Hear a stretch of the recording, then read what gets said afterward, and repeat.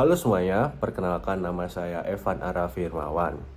Pada video kali ini saya akan melakukan reaction video terhadap video dengan judul Accessibility Design Challenge Demo Day. Jadi singkatnya, ini adalah kompetisi desain aksesibilitas digital pertama di Indonesia yang namanya adalah Accessibility Design Challenge 2025.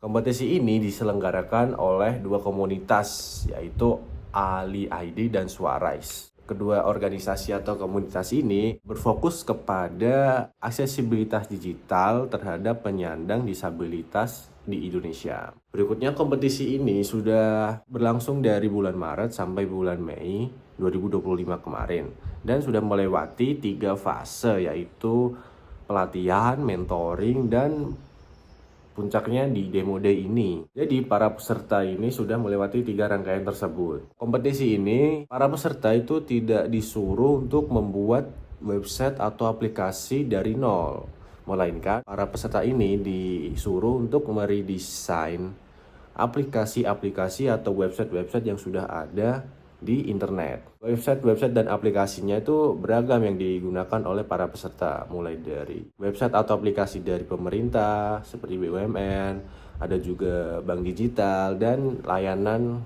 jasa lainnya. Dari semua tim yang presentasi, saya memiliki ketertarikan terhadap tim juara 1 dari kategori pelajar. Jadi tim ini adalah kolaborasi dari mahasiswa Universitas Pamulang dan mahasiswa dari Universitas Muhammadiyah Riau. Dan tim ini mengambil kasus dari website TixID, yaitu platform jual beli tiket konser dan bioskop. Mereka ini berfokus kepada tampilan yang ramah terhadap pengguna tunanetra. Mereka menemukan beberapa masalah. Yang pertama itu fokus keyboard yang tidak konsisten. Berikutnya struktur heading yang tidak jelas. Lalu pemilihan tanggal hanya mengandalkan warna saja. Dan tidak ada feedback aksesibel. Lalu pada hasil akhir mereka membuat atau merubah navigasi, pemilihan bahasa, dan main menu. Penambahan pertama itu. Lalu kedua, mereka juga menambahkan button untuk share dan likes. Dan ketiga, mereka mengganti section date, time, dan location menggunakan format urutan Art Jakarta Gardens. Mereka menambahkan mengganti button pemilihan jumlah tiket dari semula itu drop down menjadi increase decrease button. Dari hasil akhir desain mereka, yang dapat saya simpulkan itu solusi yang mereka berikan adalah mereka meredesain kurang lebih struktur halaman, lalu memperbaiki hierarki heading berhubungan dengan screen reader yang digunakan para tunanetra untuk setidaknya membaca halaman tersebut, menambahkan label teks di setiap elemen visual, dan memastikan semua interaksi mempunyai feedback yang bisa dideteksi oleh screen reader. Semua ini sesuai dengan standar WCAG 2.2. Mereka juga memberikan rekomendasi konkret kepada stakeholder TixID. Yang pertama, dia merekomendasikan untuk melakukan edukasi rutin mengenai aksesibilitas terhadap tim desain dan tim developernya. Yang kedua, mereka merekomendasikan untuk menerapkan audit aksesibilitas berkala, baik menggunakan cara manual maupun dengan alat bantuan otomatis atau tools otomatis.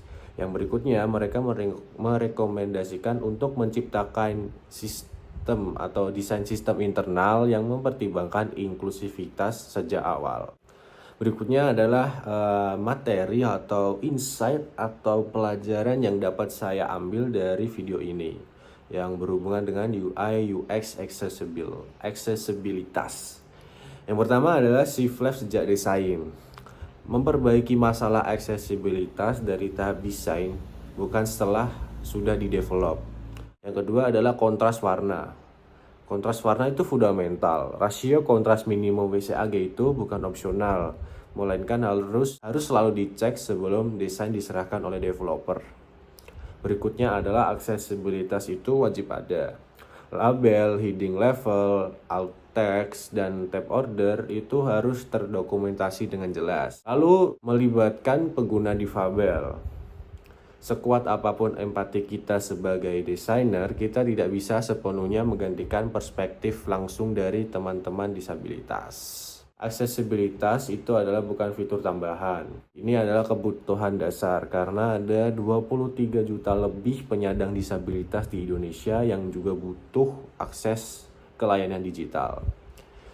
Berikutnya ada prinsip POWER. Prinsip POWER itu penting. Desain harus perceivable, operable, understandable, dan robust. Berikutnya adalah empati, itu skill design. Kita harus bisa ngebayangin pengalaman orang lain, bukan cuma ngebayangin pengalaman kita waktu kita ngedesain. Kurang lebih video reaction dari saya seperti itu. Kurang lebihnya mohon maaf. Wassalamualaikum warahmatullahi wabarakatuh.